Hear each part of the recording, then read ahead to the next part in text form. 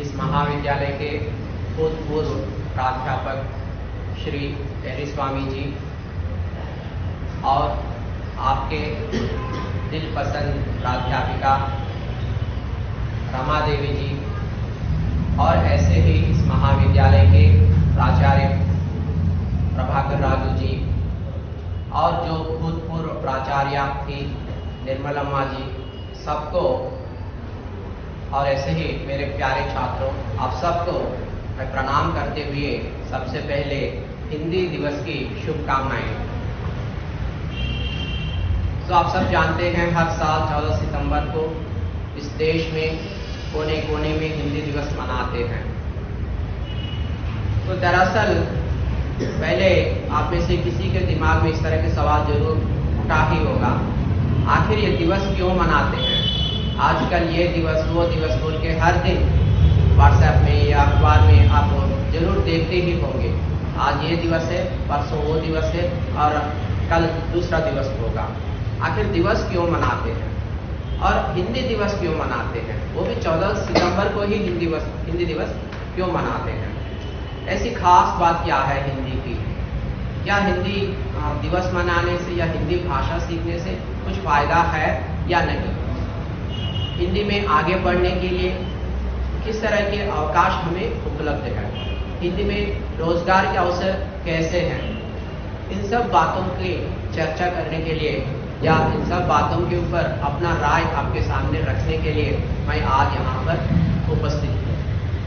तो मैं छात्रों से विनती करता हूँ कि आप बीच में जब मैं कोई सवाल उठाता हूँ तो आप भी मुंह खोलिए, कुछ बोलिए, तभी ये जो है इंटरैक्टिव होगी ये सेशन, नहीं तो वन साइडेड होगी। मैं बोलते जाऊंगा और आप सुनते जाएंगे और इस समारोह में एक कान में सुन के दूसरे कान में छोड़ देते हैं, बाद में हिंदी दिवस को भूल जाते हैं। तो ऐसी स्थिति ना आए, इसीलिए मैं आपसे विनती करता हूं कि आप भी बीच में कुछ बोलिए, नहीं तो कुछ सवाल उठाइए, नहीं तो जब मैं सवाल उठाता हूं तब उसका जवाब दीजिए। ठीक है? तो पहले बताइए छात्रों, आखिर दिवस क्यों मनाते हैं? किसी भी दिवस को क्यों मनाते हैं? तो किसी भी दिवस को इसलिए मनाते हैं कि उस दिन क्या करते हैं कि पहले सोचते हैं, उस दिवस के बारे में सोचते हैं, ठीक है, और बाद में उस दिवस को तारीफ करते हैं। मतलब किसके बारे में या किस विषय को लेकर दिवस मनाते हैं उसकी तारीफ करते हैं। और क्या करते हैं कि तो हालत कैसी है उसकी, ऐसी हालत है तो इसको हम बेहतर कैसे बनाएं, इसमें हमारी जिम्मेदारी क्या है, ठीक है, तो उस जिम्मेदारी को कैसे आगे निभाना है, इन सब बातों का जिक्र जो है इस दिवस के माहौल में या इस दिवस के संदर्भ में होता है। और ऐसे ही देखिए इस संदर्भ में हम क्या करते हैं कि उस विषय के ऊपर, जिस विषय को लेकर दिवस मनाते हैं, उस विषय की ओर लोगों को प्रोत्साहित करते हैं, आकर्षित करते हैं और क्या करते हैं कि कैसे उसको हम मजबूत बनाएं, इसके बारे में चर्चा करते हैं, कैसे उसकी ताकत को बढ़ाएं, ठीक है, कैसे उसका विकास करें, कैसे उसको रोशन में लाए। इस तरह के सब विषयों की चर्चा जो है किसी भी दिवस के दिन होता है। और हिंदी दिवस तो हर साल 14 सितंबर को मनाते हैं। क्यों मनाते हैं 14 सितंबर को? क्यों मनाते हैं? क्या जानते हैं आप में से कोई? क्योंकि हमारे संविधान में ऐसा लिखा गया 1949 में 1949 सितंबर 14 को संविधान में लिखा गया है कि आज से हिंदी जो है हमारे राष्ट्र की भाषा है और आज से हिंदी जो है केंद्र सरकार की राजभाषा है, ऐसा लिखा गया है। तो उसी दिन से हम हर साल जो है हिंदी दिवस मनाते आ रहे हैं।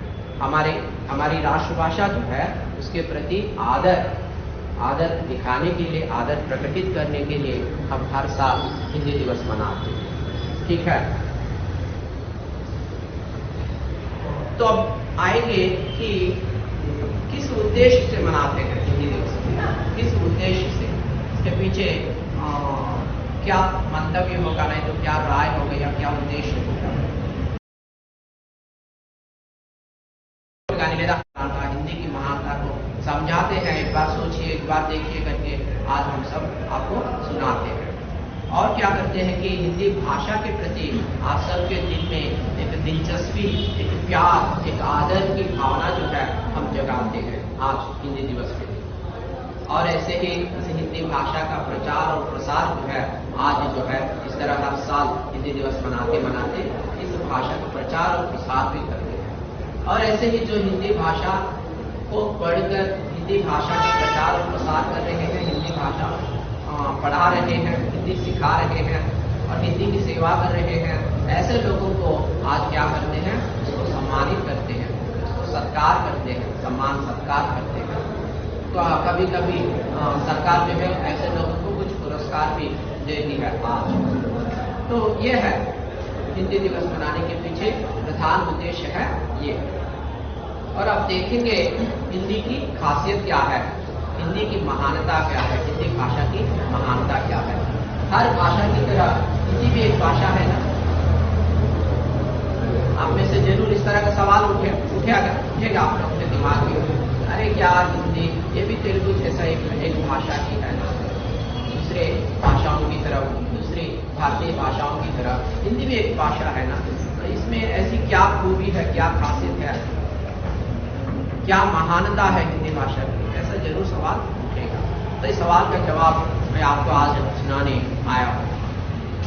तो सबसे पहले तो अभी अभी हमारे बुजुर्ग, हमारे बड़े आदमी या आचार्य जी जो यहाँ पे उपस्थित हैं, वे बताए हैं कि हिंदी जो है इस देश में कोने कोने में बोली जाती है, हर कोने में हिंदी भाषा जो है समझी जाती है। इस देश में ज़्यादातर लोग हिंदी भाषा बोलते हैं, हिंदी में बोलने वालों की संख्या जो है, जनता जो है इस देश में ज़्यादा है। तो अगर हम कहना है तो फर्स्ट प्लेस में है हिंदी, अव्वल दर्जे में या प्रथम स्थान में हिंदी भाषा है। ఈ దేశంలో ఎక్కువ మంది ప్రజలు మాట్లాడే భాషలు ఏవైనా ఉన్నాయని మనం ర్యాంకులు, స్టాటిస్టిక్స్లో గణాంకాలు మనం విడుదల చేస్తుంటే గవర్నమెంట్, సో దాంట్లో వచ్చేసి ఫస్ట్ ప్లేస్లో హిందీ భాష. హిందీ భాష ఎక్కువ మంది మాట్లాడతారు, హిందీ భాష ఎక్కువ మంది అర్థం చేసుకుంటారు, हिंदीలోనే ఎక్కువ మంది తమ వ్యవహారాలన్నీ నడుపుకుంటారు. ये पहली बात. तो और ऐसे ही कहना है तो हिंदी भाषा के बारे में, కోట్లాది భారతీయుల గుండె చప్పుడు హిందీ, కోట్లాది భారతీయుల ఆత్మగౌరవం హిందీ, అలాగే కోట్లాది భారతీయుల సంస్కారానికి, సంస్కృతికి ప్రతిబింబం హిందీ. మన भारत मात నుదుట सिंदूरम हिंदी, हमारी भारत माँ के ललाट का सिंदूर है, माथे की बिंदी है हिंदी. और इस देश के भारतवासी जितने भी हैं उन सब के दिल का धड़कन है हिंदी. ठीक है. और कहना है तो ये हिंदी जो है मधुर भाषा है, सरल भाषा है,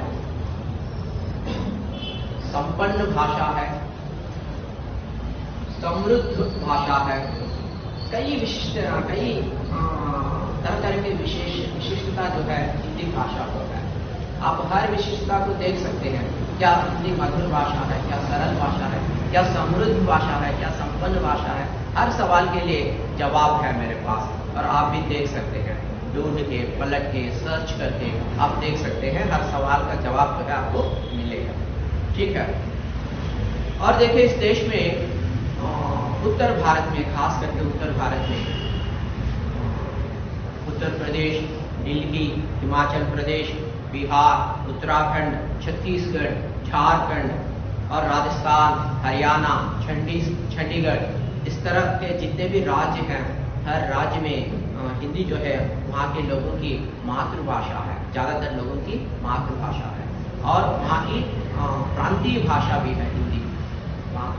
इन राज्यों में रहने वाले लोगों की प्रांतीय भाषा भी हिंदी है. और ऐसे ही कहना है तो केवल हिंदी जो है इस तरह केवल देश में ही सीमित नहीं है, भारत में ही नहीं बोली जाती है. भारत में केवल उत्तर भारत में ही नहीं, दक्षिण भारत में भी हिंदी बोली जाती है. दक्षिण भारत में भी हिंदी समझी जाती है. हिंदी में अगर आप बोलते हैं तो काम चला सकते हैं. इसके लिए मेरे पास बहुत सारे लाइव एग्जाम्पल्स हैं, बहुत सारे उदाहरण मैं आपके सामने पेश कर सकता हूँ. जैसा कि देखिए हाल ही में हम हमारे परिवार जो है केरला राज्य को गए थे, गर्मियों की छुट्टियों में केरला राज्य को गए थे, बिहार यात्रा के रूप में गए। तो वहाँ पे तो हमको मलयालम तो नहीं आती है और वे उन लोगों को तेलुगु नहीं आती है, तो हम दोनों के बीच में बातचीत कैसे हुई है मालूम है? हिंदी के माध्यम से। हिंदी में हम बोले, हमारा काम जो है आसानी से चला सके। तो चाहे कि दुकान हो या होटल हो या लॉज हो या ओला उबेर हो या ट्रेन हो, नहीं तो हवाई अड्डा हो या कुछ भी हो, कहीं पे भी हम हिंदी का इस्तेमाल किए, हिंदी भाषा से ही अपने काम जो है चलाए। ठीक है, तो केरल में हम हिंदी सुन सकते हैं। एक बैड एक्सपीरियंस क्या है वो, मेरे भाई को हिंदी नहीं आता, हिंदी नहीं समझता, हिंदी नहीं बोलता, तो वो केवल अंग्रेजी जानता है, तेलुगु जानता है। तो कर्नाटका में जब से बस से उतरा तब से फिर बस पकड़ के वापस लौट कर आने तक वो इतना परेशान हुआ। क्यों परेशान हुआ? क्योंकि उसको हिंदी नहीं आती, बोलचाल की हिंदी, काम चलाओ हिंदी भी उनको नहीं आती है। तो वो सबसे मतलब पहले शुरुआत में तो वो हिंदी से नफरत करता, अरे क्या हिंदी है, बेकार है, इससे कोई फायदा नहीं है, मैं नहीं सीखूंगा, मुझे हिंदी नहीं चाहिए। हिंदी के प्रति नफरत की भावना, द्वेष की भावना अपनाता। जब एक बार मैसूर को जाके आया तब से वो हिंदी से प्यार करना शुरू किया, हिंदी को सीखना शुरू किया।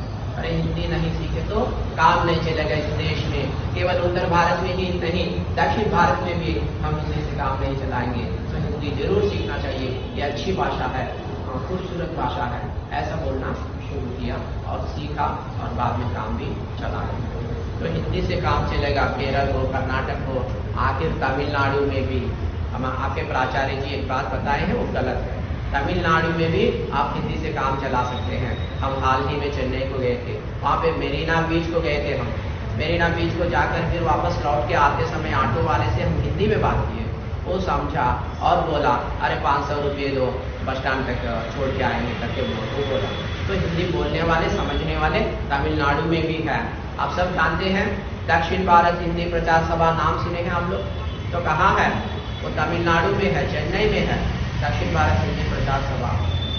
लेकिन क्या होता है कि थोड़े राजनीति के लोग क्या करते हैं, तमिलनाडु के खिलाफ कुछ बोलते हैं, वो सब सच करके आप सब मानते हैं। लेकिन वहाँ पे भी लोग पढ़ाई में हिंदी पढ़ रहे हैं, बाद में आगे बढ़कर हिंदी में ऊंचे स्तर पर भी हिंदी को लेकर पढ़ रहे हैं और नौकरी कर रहे हैं। और वहाँ के ज़्यादातर लोग जो है आर्मी, नेवी, एयरफोर्स में भी काम कर रहे हैं, वहाँ पे हिंदी सीख रहे हैं, हिंदी का प्रयोग भी कर रहे हैं। ये एक सच्चाई है, मैं आज आपके सामने रख रहा हूँ। तो ऐसे ही जब मैं एक बार अपने पिताजी के साथ दिल्ली को गया, तो वहाँ पे तो दिल्ली में मुझे ऐसा लगा कि मैं अनंतपुर में हूँ, मैं किसी दूसरे राज्य में हूँ। ऐसा तो मुझे कहीं पे भी इस तरह की भावना या ऐसा महसूस मुझे नहीं हुआ। अनंतपुर में हूँ, अनंतपुर में मुझे भाषा को लेकर किसी तरह का डर या परेशानी नहीं रहती है। उसी तरह दिल्ली में भी, क्योंकि मैं हिंदी जानता हूँ, हिंदी बोलता हूँ, थोड़ा बहुत जितना हिंदी चाहिए उतना हिंदी तो मुझे आता है काम चलाने के। हिंदी प्राध्यापक हूँ, तो सीखते, सिखाते, पढ़ते, पढ़ाते कुछ सीख लिया हूँ, उससे मैं पूरे देश भर में घूम के आ सकता हूँ। और उत्तर भारत में तो वहाँ पे तो बहुत आसानी का खेल है। वहाँ पे हिंदी अगर आप जानते हैं तो ऑटो वाले से या लॉज वाले से या फिर एरोप्लेन में नहीं तो कहीं पे भी हिंदी का इस्तेमाल होते, तो हिंदी का प्रयोग करें तो आपका काम जो है आसानी से आप कर सकते हैं। ठीक है, तो ऐसी हालत है हमारे देश में। तो क्या केवल देश में ही सीमित है हिंदी? नहीं, अब हिंदी क्या है? हिंदी जो है इंटरनेशनल लैंग्वेज बन चुकी है, अंतर्जातीय भाषा का रूप తీసుకొని हिंदी भाषा, అంతర్జాతీయ భాష। ఏదో హిందీ రోజు హిందీని గొప్ప చేసి ఏదో చెప్తాడు, ఇవన్నీ అబద్ధాలు, ఇవన్నీ పుస్తకాలు అని అనుకోతాడు। అన్నిటికీ నేను చెప్పే ప్రతి మాటకి సాక్ష్యాధారాలు ఉన్నాయి, ఎవిడెన్సెస్, స్ట్రాంగ్ ఎవిడెన్సెస్ ఉన్నాయి। మీరు కావాలంటే ఇంటర్నెట్లో వెళ్ళి సర్చ్ చేసి చూసుకోండి, చెప్పే నిజం అబద్ధం అనేది మీకు తెలుస్తుంది। రోజు న్యూస్ పేపర్ చదివే అలవాటు ఉంటే, రోజు న్యూస్ ఛానల్స్లో న్యూస్ చూసే అలవాటు ఉంటే, నేను చెప్పేటువంటి నిజాలని మీలో చాలా మంది ధృవీకరించుకుంటారు। तो ప్రపంచంలో అత్యధిక ప్రజలు మాట్లాడే భాషల్ని మనం ఒకసారి లిస్టు తీస్తే హిందీ ప్లేస్ ఎక్కడ ఉంటుందో తెలుసా? థర్డ్ ప్లేస్లో ఉంటుంది। హిందీ ఎక్కువగా మాట్లాడే ప్రజలు అంటే ఎక్కువగా ప్రజలు ఏ భాష మాట్లాడతారు అన్నప్పుడు ఫస్ట్, సెకండ్ వదిలేస్తే థర్డ్ ప్లేస్లో హిందీ భాష కనిపిస్తుంది ప్రపంచంలో। దేశంలో వచ్చి మొదటి ప్లేస్లో కనిపిస్తుంది। సో ప్రపంచంలో 3వ ప్లేస్లో ఉన్నటువంటి హిందీ భాష, మరి అక్కడ ప్రజలు హిందీ ఎలా నేర్చుకున్నారు, ఎలా ఉపయోగిస్తున్నారు, ఏ దేశాల్లో హిందీ భాష వినిపిస్తుంది కనిపిస్తుంది అని మనం ఒకసారి పరిశీలించి చూస్తే అనేక దేశాలు, okay, Mauritius, Trinidad, south Africa,